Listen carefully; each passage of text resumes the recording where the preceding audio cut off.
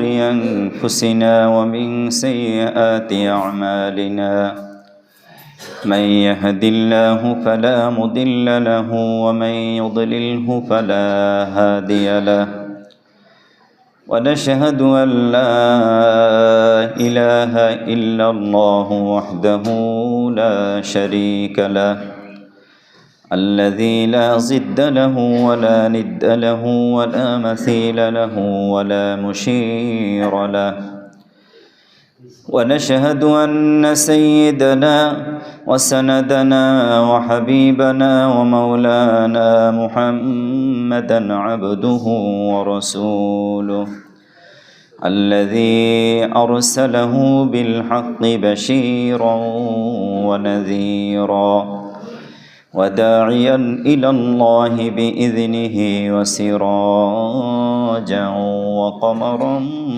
منيرا أما بعد فقد قال الله تعالى في كلامه المجيد وفي فرقانه الحميد সবাই পড়ে আউযু বিল্লাহি মিনাশ শাইতানির রাজীম বিসমিল্লাহির রহমানির রহিম ইন্না ইদ্দাতাশ শুহুরি ইনদাল্লাহি ইসনা عشر شهرا في كتاب الله يوم خلق السماوات والأرض منها أربعة حرم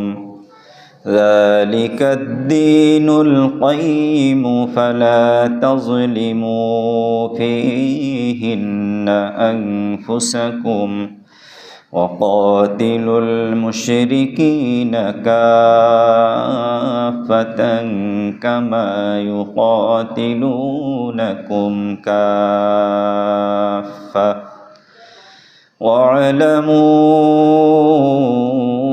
أن الله مع المتقين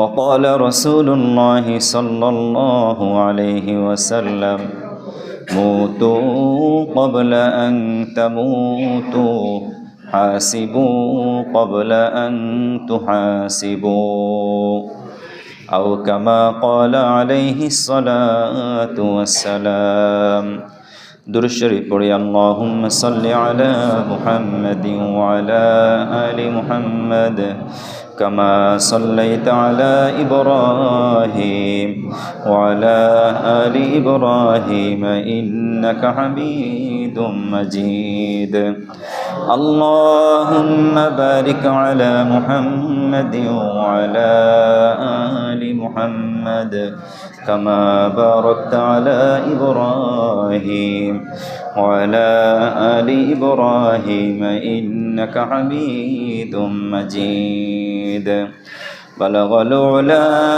بكماله كشف الدجى بجماله حسنت جميع خصاله صلوا عليه وآله সবাই কেমন আছেন? আলহামদুলিল্লাহ। আল্লাহ পাকের লক্ষ কোটি শুকরিয়া আদায় করি যে আল্লাহ তাআলা আমাদেরকে সুস্থতার সাথে আজকের এই পবিত্র জুমার দিনে আল্লাহ পাকের হুকুম আদায়ের উদ্দেশ্যে আসার তৌফিক দান করেছেন। এজন্য সেই মহান মুনিবের দরবারে তারই দেওয়া জবান দিয়ে তারই শেখানো ভাষায় কালিমাতে শুকর আদায় করে সবাই পড়ছি আলহামদুলিল্লাহ। রব্বানা লাকাল হামদ হামদান কাসীরান তাইয়িবান মুবারাকান ফীহি ইয়া রাব্বি লাকাল হামদু কামা ইয়ানবাগি লিজালালি ওয়াজহিকা وعظيم سلطانك। প্রশংসা করলাম কার? সর্ব অবস্থায় সকল প্রশংসা করব কার? আর একমাত্র মালিককে, যে আল্লাহ তাআলার প্রশংসা করছি তার উপরে পূর্ণ আস্থা বিশ্বাস রেখে আমরা আলোচনা শুরু করছি। সাথে সাথে আমাদের প্রিয় নবী জনাবে রাসূলুল্লাহ সাল্লাল্লাহু আলাইহি ওয়াসাল্লামের প্রতি লক্ষ কোটি দরুদ ও সালাম পড়ছি সাল্লাল্লাহু আলাইহি ওয়াসাল্লাম। আজকে ঢাকা শহরে সম্ভবত এই বছরে সর্বনিম্ন তাপমাত্রা, জানেন কি না? আজকে থেকে মনে হচ্ছে যেন ঢাকায় শীত আসছে, ঠিক কিনা বলেন? বাইরে শীত কেমন? শীতের মাত্রা আরও বাড়তে পারে। এই মুহূর্তে ঢাকার বাইরে যে সমস্ত জেলাগুলো আছে, বিশেষ করে উত্তরাঞ্চলের যে সমস্ত জেলাগুলো আছে, খেটে খাওয়া মানুষ যারা দিন আনতে দিন খায়, দিন মজুর, ক্ষুদ্র ব্যবসায়ী, যারা সকালবেলায় ঘুম থেকে ওঠে নিজের কর্মকে এমনভাবে করে যে উপার্জনের যেই রাস্তাগুলো তাদের রাস্তাঘাটেই থাকতে হয়, তাদের জন্য আমরা সবাই দোয়া করি আল্লাহ তাআলা যেন তাদেরকে ধৈর্য ধারণ করে চলার তৌফিক দান করে দেন। আর সমাজে যারা আমরা বিত্তশালী আছি, আল্লাহ তাআলা যেন শীতার্ত মানবতার সেবায় আমাদের সবাইকে এগিয়ে আসার তৌফিক দান করে দেন। রজব মাস চলছে। রমজানের পূর্বে এই শাবান এবং রজব, এই দুটি মাস মূলত রমজানের বার্তাবাহক, রমজানের পূর্বাভাস যে রমজান আসছে, ঠিক কিনা বলেন?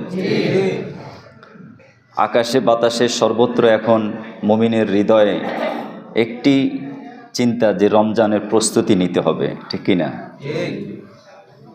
আর এই রমজানের প্রস্তুতি নেয়ার জন্যই আমাদের প্রিয় নবী জনাবে রাসূলুল্লাহ সাল্লাল্লাহু আলাইহি ওয়াসাল্লাম তিনি দোয়া পড়তেন, আল্লাহুম্মা বারিক লানা ফি রজব ওয়া শাবান ওয়া বাল্লিগনা রমাদান। সবাই একবার পড়ে নেই, আল্লাহুম্মা বারিক লানা ফি রজব ওয়া শাবান ওয়া বাল্লিগনা রমাদান। এই হাদিসটি হযরত আনাস রাদিয়াল্লাহু তাআলা আনহু থেকে বর্ণিত। নবীজি কেন এই দোয়াটি পড়তেন, এই দোয়ার তাৎপর্য এবং গুরুত্ব ও ফজিলত এবং এর নেপথ্যে কী ব্যাখ্যা রয়েছে সে বিষয়ে মুহাদ্দিসিনে কেরাম বলেন যে প্রিয় নবী জনাবে রাসূলুল্লাহ সাল্লাল্লাহু আলাইহি ওয়াসাল্লাম প্রথমত রজব এবং শাবানকে বরকতময় করার জন্য আল্লাহর কাছে দোয়া করেছেন। রজব এবং শাবানকে বরকতময় করার জন্য। দ্বিতীয়ত তিনি আল্লাহ রব্বুল আলামিনের কাছে প্রার্থনা করেছেন যে হে আল্লাহ, আমার হায়াতকে রমজান পর্যন্ত বাড়িয়ে দেন, বলি আমিন। এই দুটো বিষয় আমাদের জীবনের সাথে খুবই প্রয়োজন। একটা হলো জীবনের সর্বক্ষেত্রে বরকত দরকার, ঠিক কিনা বলেন? হায়াতে বারাকা দরকার, রিজিকে বারাকা দরকার, সময়ে বারাকা দরকার। আমরা যা কিছু আল্লাহর পক্ষ থেকে নেয়ামত পেয়েছি, সকল নেয়ামতের মধ্যে বরকত দরকার আছে না নাই? কিয়ামতের আগে এই বরকত উঠে যাবে।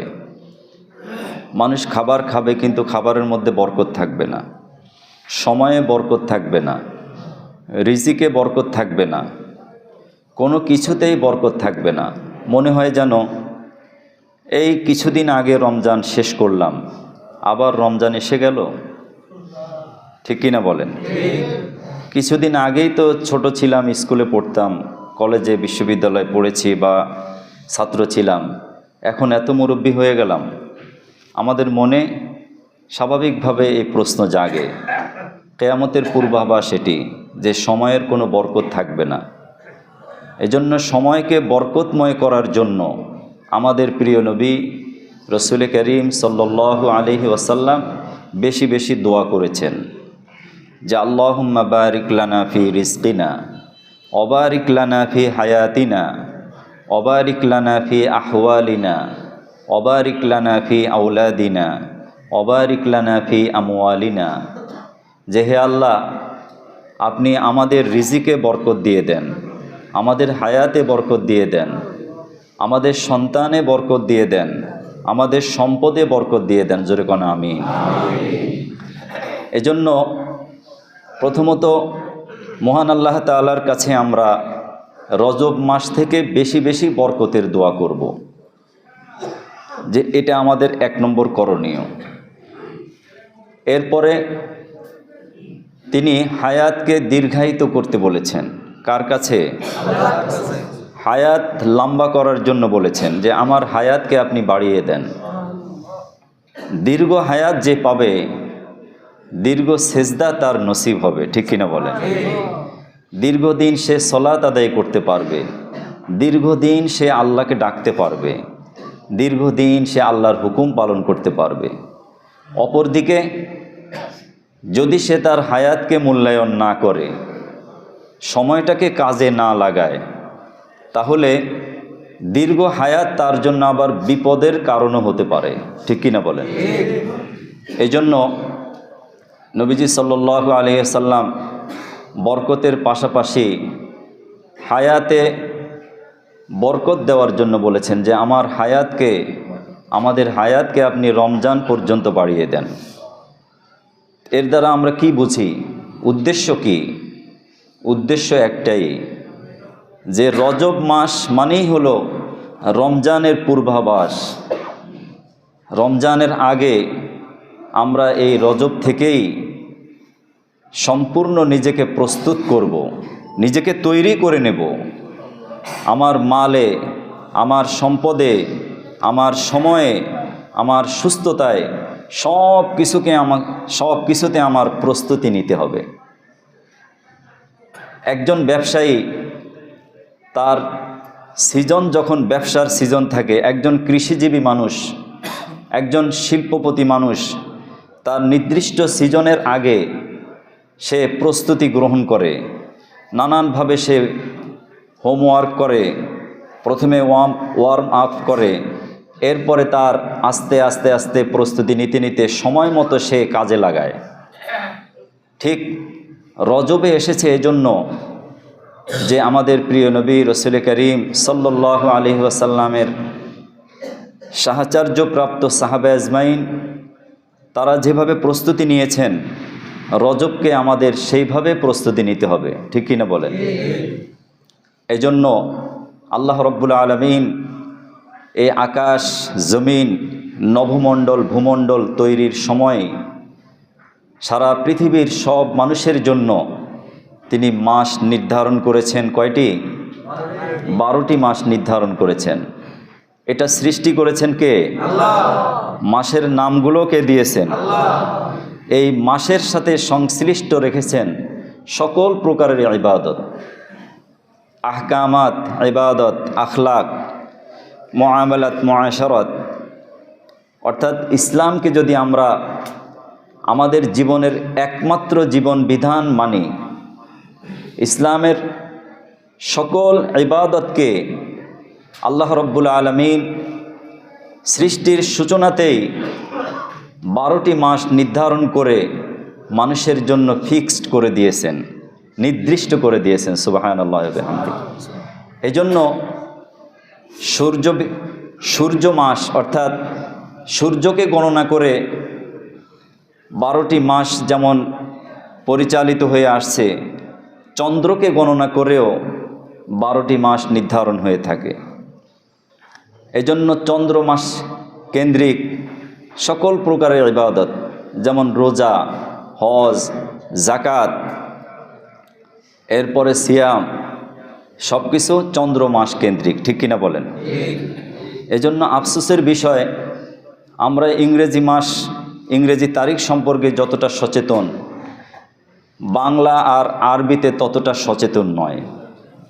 বাংলা মাঝে মধ্যে হয়তো মনে রাখি, কিন্তু আরবি মাস আজকে যদি আমরা প্রথমেই বলতাম যে রজবের কয় তারিখ, হয়তো অনেকেই জানতামই না আজকে রজব মাসের কয় তারিখ বা রজব মাস আসলো কি না, আমাদের এই খবরই নেই। কিন্তু 31st নাইট ঠিকই যুবকদের জানা আছে, আছে না নাই? সেদিন তাদের ওই পশ্চিমাদের কালচার, তাদের সেই সভ্যতাকে তারা ধারণ করেছে। জোরে কর নাউজুবিল্লাহ।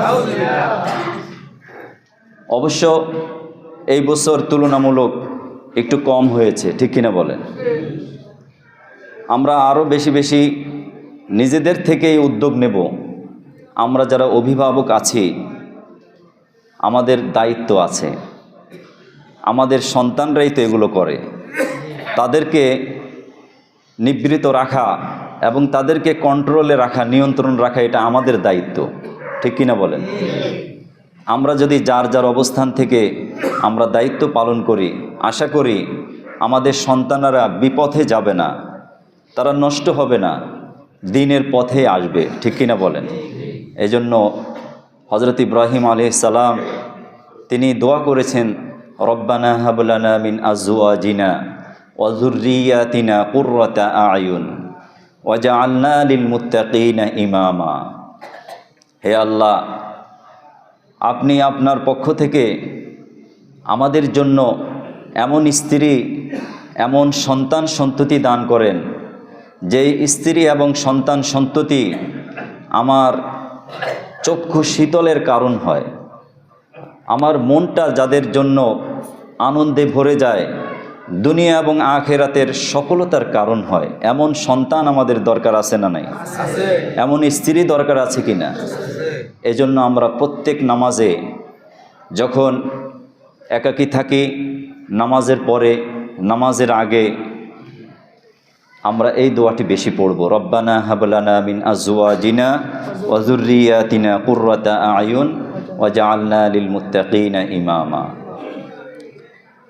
তো হযরত ইব্রাহিম আলাইহিস সালাম তিনি বিশ্ববাসীকে দোয়া শিখিয়েছেন। আর আমাদের প্রিয় নবী রাসূল করিম সাল্লাল্লাহু আলাইহি ওয়াসাল্লামের সাহাবা আজমাইন রজব মাস আসলেই তারা ব্যবসা বাণিজ্যে, কাজে কর্মে, সব কিছুতে তারা একটা নিয়ন্ত্রণ নিয়ে নিতেন, একটা পরিকল্পনা গ্রহণ করতেন। এই পরিকল্পনার মধ্যে প্রথম যে পদক্ষেপটা ছিল, তারা ফরজ আদায়ের পাশাপাশি ওয়াজিব, সুন্নাহ, মুস্তাহাব এবং নফলকে বেশি গুরুত্ব দিতেন। আমরা যেমন ফরজ সালাত নিয়মিত আদায় করি, ঠিক কিনা বলেন? যারা নিয়মিত আদায় না করি, এখন থেকে আমরা প্রতিজ্ঞা করব যে কোনো অবস্থাতেই ফজর থেকে এশা পর্যন্ত কোনো সালাত যেন আমার কাজা না হয়। রাজি আছি না ইনশাআল্লাহ? ইচ্ছা করে, অলসতা করে কখনো নামাজ কাজা করব না। রজব মাসে এটা আমরা প্রতিজ্ঞা করব কার সাথে? আমার সাথে না, কার সাথে করব? আল্লাহর সাথে প্রতিজ্ঞা করব। কারণ রজবকে হাদিসের ভাষায় বলা হয়েছে শাহরুল্লাহ, শাহরুল আসম, শাহরুল আসব, শাহরু মুদর। হাদিসের মধ্যে রজব মাসকে কয়েকটি নাম দেওয়া হয়েছে। এই মাসটাকে বলা হয়েছে শাহরু মুদর। আমাদের প্রিয় নবী সাল্লাল্লাহু আলাইহি সাল্লাম যেই বংশে দুনিয়াতে আগমন করেছেন, এই বংশের পূর্বপুরুষ মুজার গোত্র। এই মুদর গোত্র রজব মাসকে খুব সম্মান করত। রজব মাসকে তারা বিশেষভাবে সম্মানের চোখে দেখত। তাদের সাথে কোনো গোত্রের সাথে অথবা কোনো বংশের সাথে অথবা কোনো জাতির সাথে যদি আগে ঝগড়া বিভেদ থাকতো, রজব আসলে তারা সব বন্ধ করে দিত। এমনকি জাহিলি যুগেও হযরত ইব্রাহিম আলাইহিস সালামের সময় থেকেই 12টি মাসের মধ্যে জিলকদ, জিলহজ, মুহররম এবং রজব, এই 4টি মাসকে মানুষ খুব সম্মানের চোখে দেখত। এই 4 মাস আসলেই চলমান কোনো যুদ্ধ বিগ্রহ অথবা ঝগড়া বিভেদ আগে থেকে চলে আসছে। হয়তোবা একটা ঘোষণা ছিল যে আগামীকাল তোমাদের সাথে আমাদের আক্রমণ, পাল্টা আক্রমণ হবে, যুদ্ধ শুরু হবে। হঠাৎ করে জানতে পারল যে আগামীকাল রজব মাসের 1 তারিখ। দুপক্ষই তারা সংযত হয়ে যায় যে না, রজব মাস এসে গেছে, এখন থেকে আর কোনো ঝগড়া করব না। যেরকম সুবহানাল্লাহ। রজব মাস এসে গেছে, এখন থেকে আর কোনো মারামারি হানাহানি নয়, এখন থেকে আর কোনো বিভেদ নয়, এখন থেকে আর কোনো সংঘাত নয়, এখন আমরা ঐক্যবদ্ধভাবে আল্লাহর হুকুম পালন করব। যে অবস্থায় আছি, যেমনই আছি, আল্লাহর শুকরিয়া আদায় করে রজব মাসকে আমি মহা গনিমত মনে করে, আমার জীবনের জন্য নিয়ামত মনে করে, রজব মাসে আমি ফরজ ওয়াজিব সুন্নার পাশাপাশি নফল আমলটা একটু বেশি বাড়িয়ে দেব, নফল কাজটা বেশি করব। যেমন ফজরের সলাত 4 রাকাত পড়লেন, ইশরাকের নামাজ যাদের অভ্যাস নাই, সলাতুল ইশরাক পড়ার অভ্যাস গড়ে তুলি। কোনো ব্যক্তি যদি ফজরের সলাত জামাতের সাথে আদায় করে এবং সেখানে অবস্থান করে, সূর্য ওঠার পরে ইশরাকের ওয়াক্ত হওয়ার পরে যদি 2 রাকাত করে 4 রাকাত নামাজ আদায় করে, তার আমল নামায় একটা কবুল হজ এবং উমরার সওয়াব যিনি দিবেন তিনি কে? আবার জাওয়ালের নামাজ, যখন সূর্য ঠিক মাথার উপরে থাকে, জোহরের ওয়াক্ত হওয়ার আগে একটি নামাজ রয়েছে 2 রাকাত করে 4 রাকাত নামাজ, যদি সম্ভব হয় আমরা সেই নামাজ আদায় করব। মাগরিবের পরে 2 রাকাত করে 6 রাকাত আওয়াবিন নামাজ, এশার সলাতের পরে 3 রাকাত বেতেরের নামাজ, 2 রাকাত সুন্নত নামাজ, তারপরে যদি সম্ভব হয় 2 রাকাত নফল পড়ে বাসায় যাব। এরকম প্রত্যেকটা সলাতের পরে যদি আমরা অতিরিক্ত নফল আদায় করি, রজব থেকে যদি আমাদের অভ্যাস হয়ে যায় বেশি বেশি রুকু করা, বেশি বেশি সিজদা করা, আল্লাহ রাব্বুল আলামিনের আনুগত্যে নিজেকে দাঁড়িয়ে রাখা, নিজেকে প্রস্তুত করার জন্য যদি আমরা এখন থেকে ট্রেনিং শুরু করে দেই, রমজান আসলে শেষ রাতে আমাকে কেউ ডাকতে হবে না, নামাজের সময় কেউ বলতে হবে না ওঠেন ভাই নামাজে আসেন।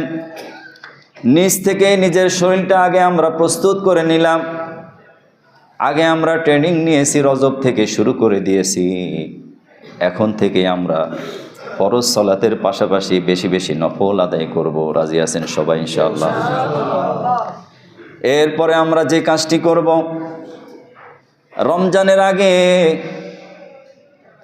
যে সমস্ত ব্যবসায়ী ভাইয়েরা আছেন তাদের উদ্দেশ্যে বলছি, আমরা যারা ক্ষুদ্র ব্যবসায়ী অথবা বড় ব্যবসায়ী, সকল ব্যবসায়ীরা রমজানের আগে আমরা ব্যবসাকে একটু যা ব্যবসা করার করে নেব। রমজানের মধ্যে রোজাদারদের জন্য ব্যবসায় একটু ছাড় দিয়ে দেব। এটা না তার বিপরীত? আমাদের দেশে বিপরীত অবস্থা চলছে, অথচ আরব দেশের বিভিন্ন বড় বড় ব্যবসায়ীরা রমজানের আগে যা ব্যবসা করে, রমজান মাসে তারা নিত্য প্রয়োজনীয় যত জিনিস রয়েছে সকল জিনিসের উপরে ছাড় দিয়ে দেয়, রোজাদারদের যেন কোনো কষ্ট না হয়। অথচ আমরা কি করি, এখন যেই বেগুনের দাম এখন মাত্র 20 টাকা 30 টাকা, শসার দাম 30 টাকা থেকে 40 টাকা, এরপরে টমেটোর দাম 60 থেকে 70 বা 80 টাকা অথবা 40 টাকা। এই টমেটো, বেগুন আর শসা রমজান মাসে এই দামে পাওয়া যাবে? এর থেকে 3 গুণ 4 গুণ বেশি দামে কিনতে হবে। তার কারণ কি? আমাদের ভিতরে আল্লাহর ভয় নাই। কার ভয় নাই?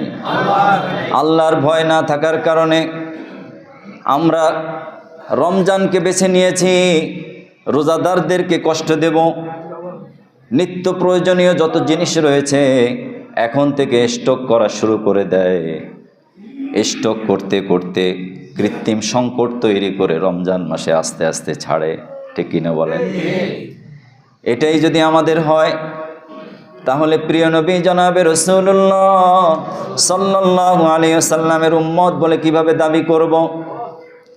তিনি যে আমাদের জন্য বরকতের দোয়া করেছেন, আমাদের সম্পদে কিভাবে বরকত হবে, আমাদের মালে কিভাবে বরকত হবে, আমাদের সময়ের মধ্যে কিভাবে বরকত হবে, আমাদের শরীরের সুস্থতায় কিভাবে আমরা সুস্থ থাকব, অন্যায় যত বেশি করব, অপরাধে যত বেশি জড়াবো, আল্লাহর পক্ষ থেকে তত বেশি শাস্তি আমাদের জন্য অপেক্ষায় আছে। ঠিক কিনা বলেন? এজন্য ইজা ভাষা যখন কোনো জাতি অশ্লীলতায় জড়িয়ে পড়ে, প্রকাশ্য কোনো অশ্লীলতায় জড়িয়ে পড়ে, তখন সেই জাতির উপরে আল্লাহ রব্বুল আলামিন জমিনকে ভূমিকম্প দিয়ে, জমিনটা কাঁপিয়ে দিয়ে মানুষকে শাস্তি দেয়। বড় বড় বিল্ডিংগুলো ভূমিকম্পের প্রকম্পনে কেঁপে ওঠে, আবার ভেঙেও পড়ে। ঠিক কিনা বলেন?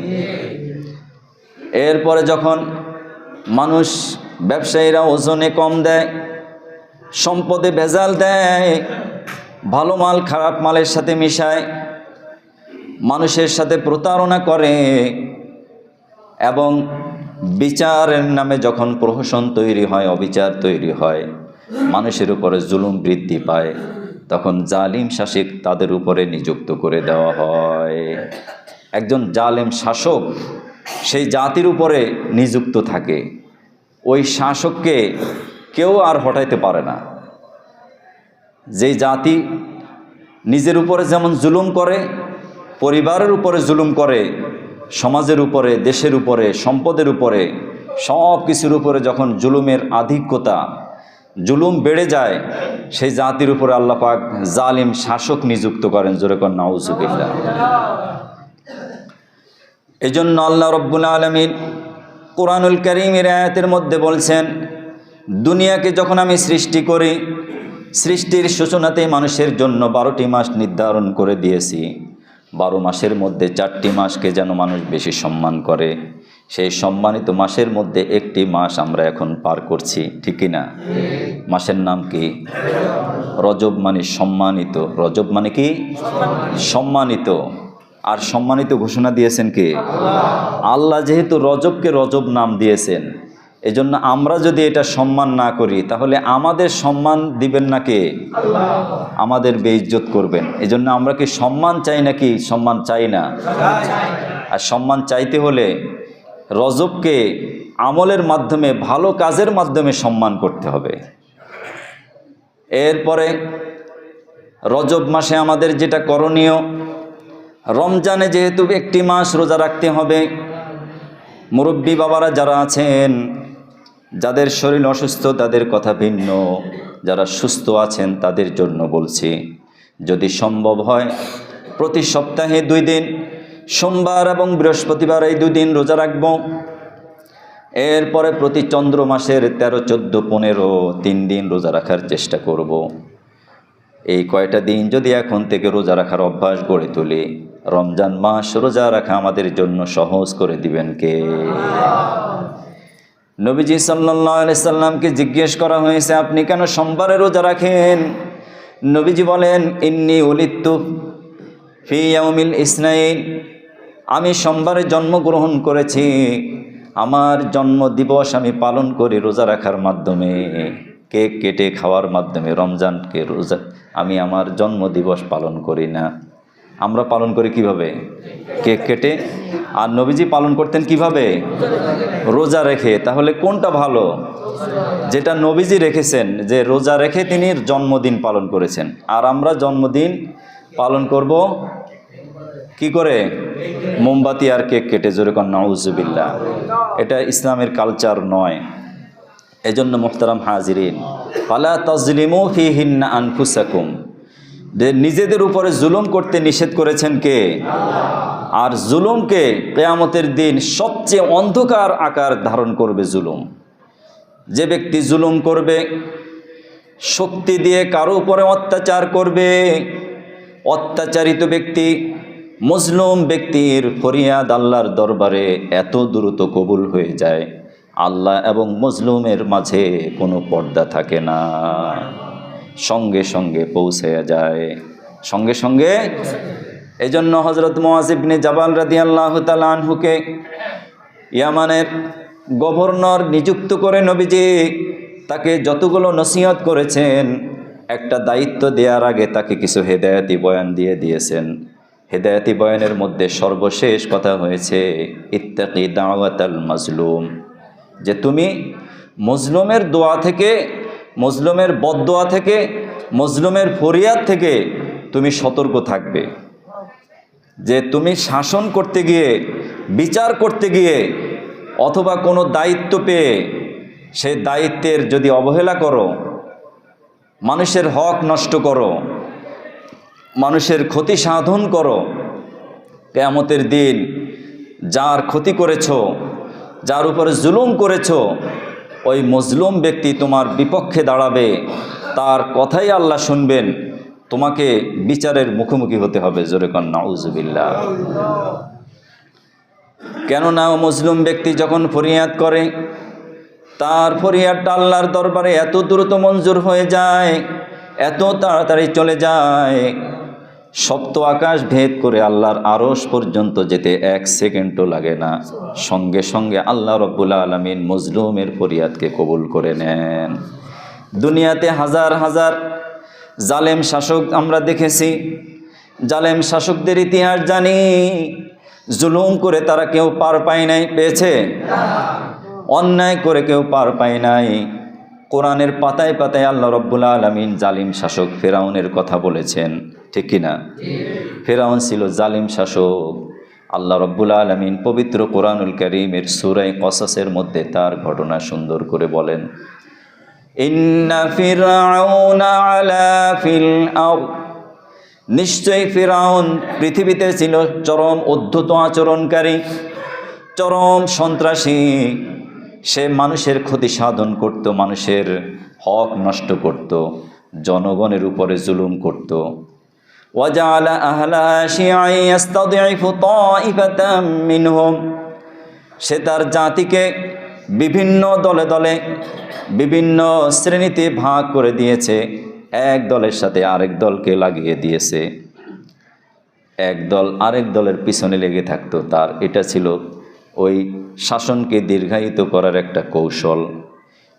সকল কৌশলকে আল্লাহ রব্বুল আলামিন মূলোৎপাটন করে দুনিয়াতে ফেরাউনকে বিজয় করেছেন নাকি মূসাকে? কাকে? ফেরাউনকে আল্লাহ রব্বুল আলামিন বিজয় দেন নাই, চূড়ান্ত বিজয় হয়েছে হযরত মূসা আলাইহিস সালামের। যেই মূসা আলাইহিস সালাম তার বাড়িতে লালন পালন হয়েছেন, তার ঘরে তিনি প্রতিপালিত হয়েছেন, সেই মূসার হাতে তার পরাজয় হয়েছে। তার মানে হলো, কেউ যদি আল্লাহ রব্বুল আলামিনের উপরে পূর্ণ তাওয়াক্কুল এবং বিশ্বাস করে ইবাদত বন্দেগী করে, চূড়ান্ত বিজয় আল্লাহ রব্বুল আলামিন তাকেই দিবেন, ঠিক কিনা? ফালা তাজলিমু ফীহিন্না আনফুসাকুম, এজন্য জুলুম পরিহার করতে হবে। রজব মাসের অন্যতম একটা শিক্ষা হলো, আমি একজন অভিভাবক, আমি একজন পিতা, অথবা আমি একজন গর্বিত মা, অথবা আমি একজন গর্বিত বাবা, আমি একজন অভিভাবক, আমি একজন শিক্ষক, আমি একজন দায়িত্বশীল ব্যক্তি। আমার অধীনস্থ যারা আছে, যারা আমার দ্বারা নিয়ন্ত্রিত হয়, যাদেরকে আমি পরিচালনা করি, আমার অধীনস্থ ব্যক্তিদের উপরে খবরদারি করতে গিয়ে, নজরদারি করতে গিয়ে তাদের উপরে বিন্দু মাত্র জুলুম করা যাবে না, জুলুম করা যাবে না। অনেক সময় দেখা যায় অতিমাত্রায় শাসন করতে গিয়ে সন্তান নষ্ট হয়ে যায়, হয় কি হয় না?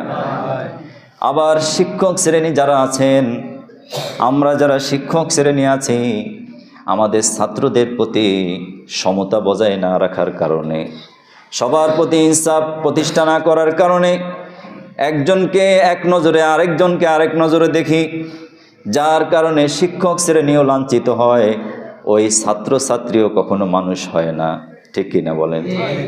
এই জন্য মুহতারাম হাজিরিন, আমরা যে যে অবস্থানে আছি, রজব মাসের অন্যতম শিক্ষা হলো আমরা কোনো অবস্থাতে জুলুম করব না, কারো প্রতি অবিচার করব না। রাজি আছি ইনশাআল্লাহ? আয-যুলমু যুলুমাতু ইয়াউমাল কিয়ামা, জুলুম কিয়ামতের দিন অন্ধকার রূপ ধারণ করবে। এজন্য মুহতারাম হাজিরিন, আরেকটা হলো, এখন থেকে আমরা চিন্তা করব যদি রমজান পর্যন্ত হায়াত পাই সেটা আল্লাহর দান, ঠিক কিনা বলেন? যেমন এই আজকে জুমার পরে আমরা জানাজা পড়ব, তিনি কিছুদিন আগেও খুব সুস্থ ছিলেন, ভালো ছিলেন, মুরব্বী যারা আছে কালকেও ছিলেন, এমন ভালো মানুষটা, সুস্থ মানুষটাকে নিয়ে গেছেন তিনি কে? আজকে হয়তো তার জায়গায় আমিও থাকতে পারতাম, ঠিক কিনা বলেন? আমরা যে কেউ আজকে ওই খাটে শুয়ে থাকতে পারতাম, এই লাশের ঘরে আমরাও থাকতে পারতাম। আল্লাহ রব্বুল আলামিন যে আমাদেরকে জীবিত রেখেছেন, এটা রহমকার।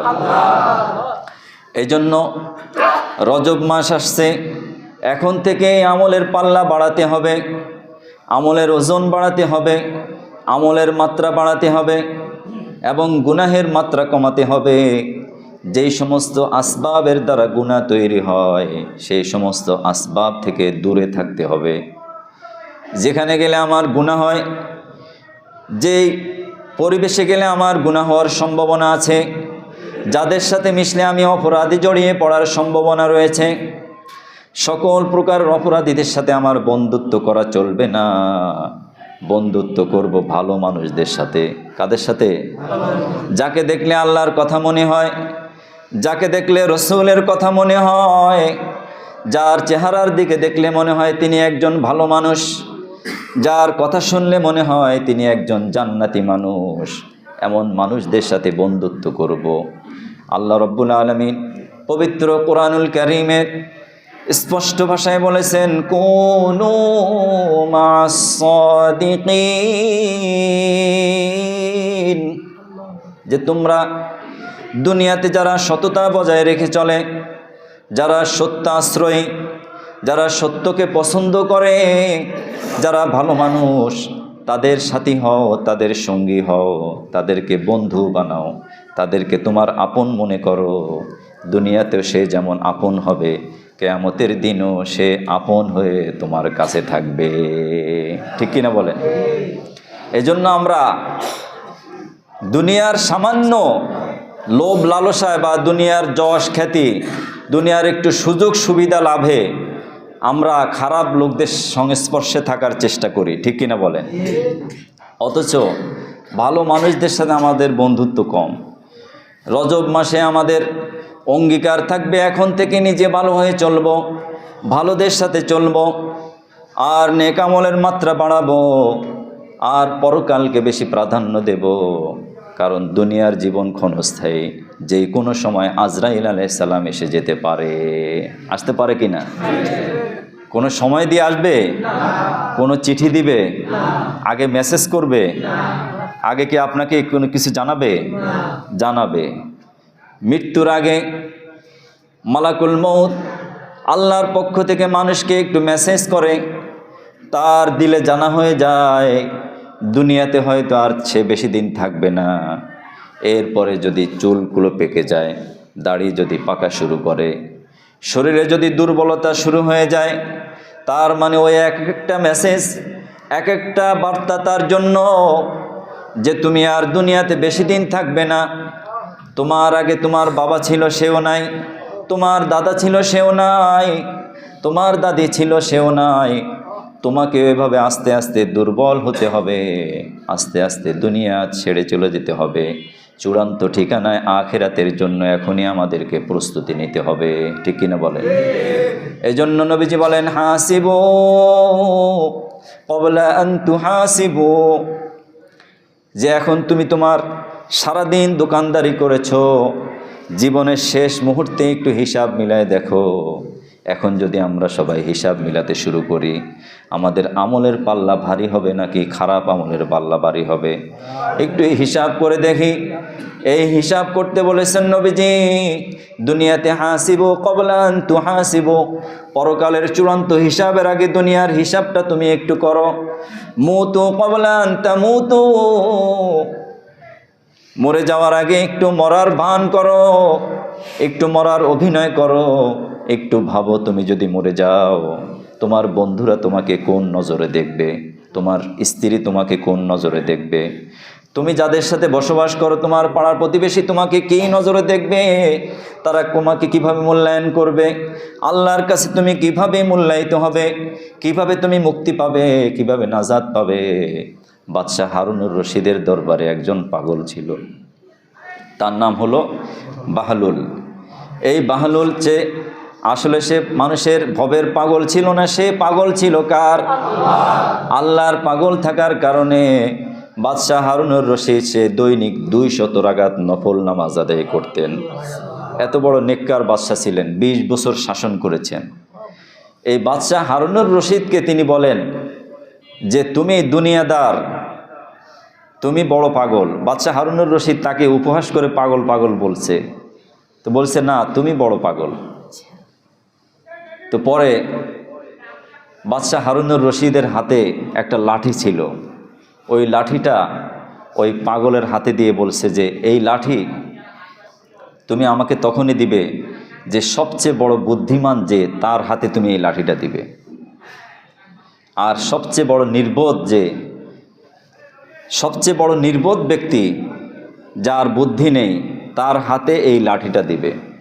আমি যেহেতু তোমাকে মনে করছি তুমি দুনিয়ার কোনো কিছুই বুঝো না, ঘর বাড়ি টাকা পয়সা কোনো কিছুর প্রতি তোমার লোভ নেই, তুমি তো একটা নির্বোধ, জোরে কর নাউজুবিল্লাহ। এই জন্য বাদশাহ হারুনুর রশিদের প্রিয় একটা হাতের লাঠি তার হাতে দিল। তিনি ওই লাঠিটা যত্ন সহকারে রেখে দিলেন। বেশ কিছুদিন পার হয়ে গেল, কয়েক বছর পরে বাদশাহ হারুনুর রশিদ অসুস্থ হয়ে পড়লেন, আর বাহলুল পাগল সেও অসুস্থ হয়ে পড়ল।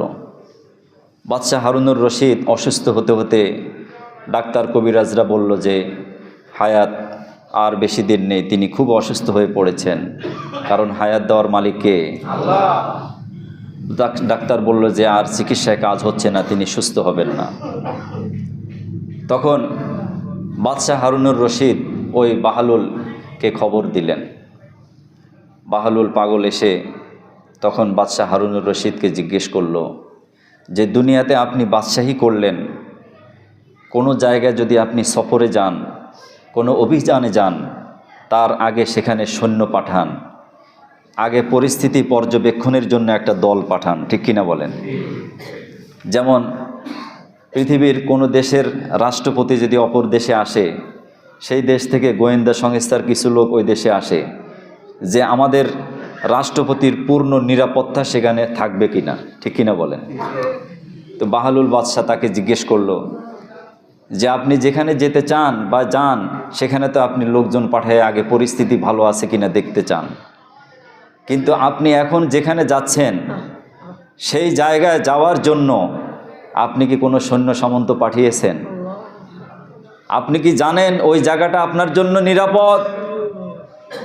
ওখানে গিয়ে আপনি আল্লাহর কাছে মুক্তি পাবেন, এরকম কোনো গ্যারান্টি আপনার আছে?